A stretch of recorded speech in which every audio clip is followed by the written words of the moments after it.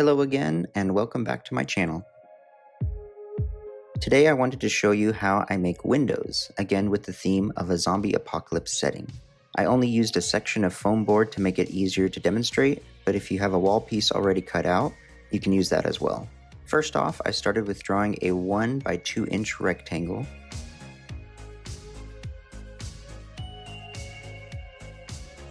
And then I cut it out with a hobby knife.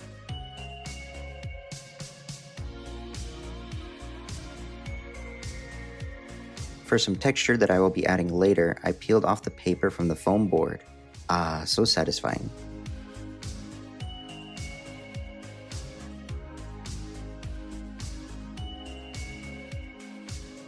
I decided to use toothpicks for the inner frame because I could just stab them into place in the foam.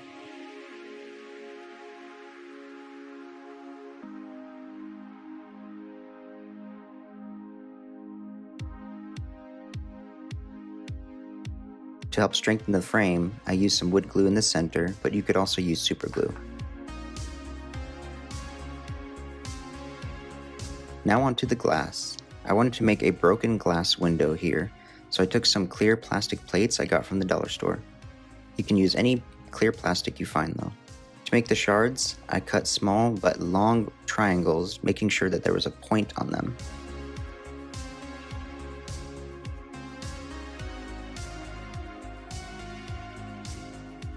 Since these things are clear, try to use a black or colored container to collect them. Some of them flew off and were lost, and I only discovered them when I stepped on them later. Ouchie. Since I am only using roughly the size of the zombicide figures, I had to cut the shards just a little bit smaller.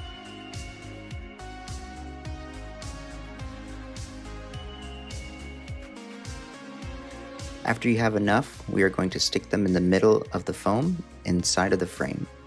Some tweezers will help here. I stabbed the tweezers into the frame to try and make a hole where I could place the shard in.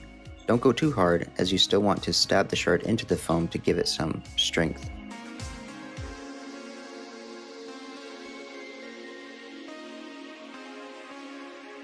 Go all the way around the frame, sticking as many or as little as you want.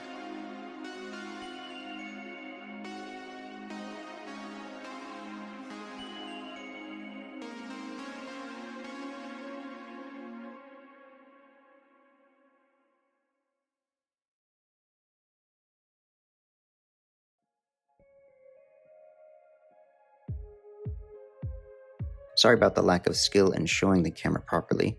After those shards are all in, get your super glue and put a line of it on the inner frame to lay some shards across. You can use hot glue if you're quick enough, but I'm not, so I use super glue.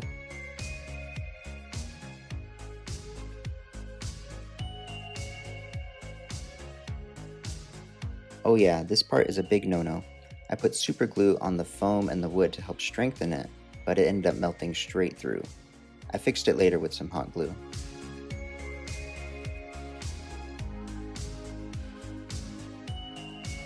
Next, we will make the outer frame. You can use any wood here. I used some skinny sticks from Walmart. I'm not going for precise measurements here, so I just lined up the horizontal and vertical frame parts and marked them with my thumb to cut them. Make sure to make double the amount of frame pieces for the other side. So 4 long frame pieces and 4 short frame pieces.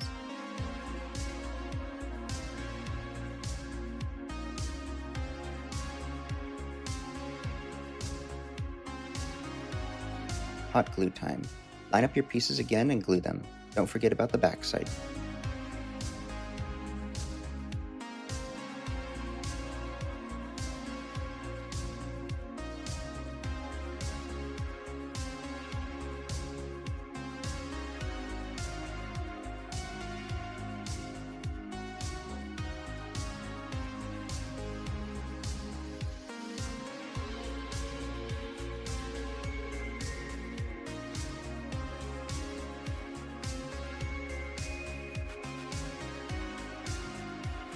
Now to add some texturing.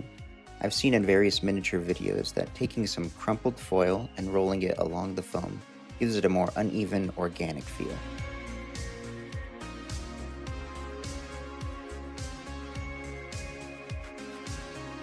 I'm going for a ruined building look, so I added some bigger damage marks with my tweezers.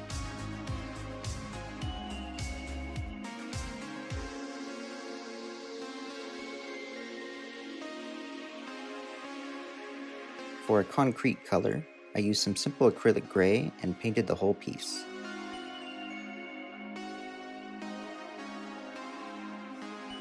A skewer stick might help you rotate and not get paint on your hands.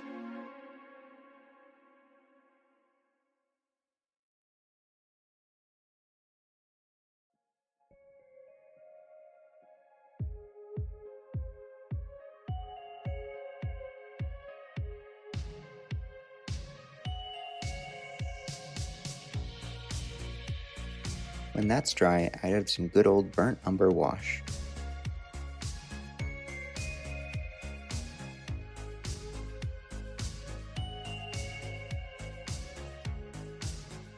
If it pools too much, just dab it with a clean paper towel.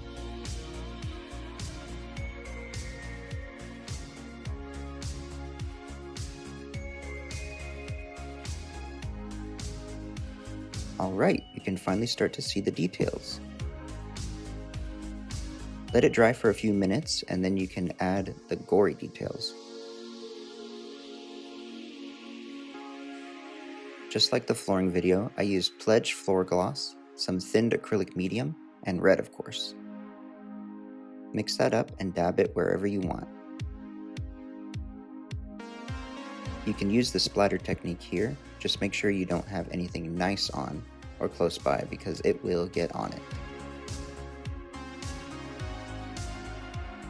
The blood is a little bit bright, but it will darken down once it dries.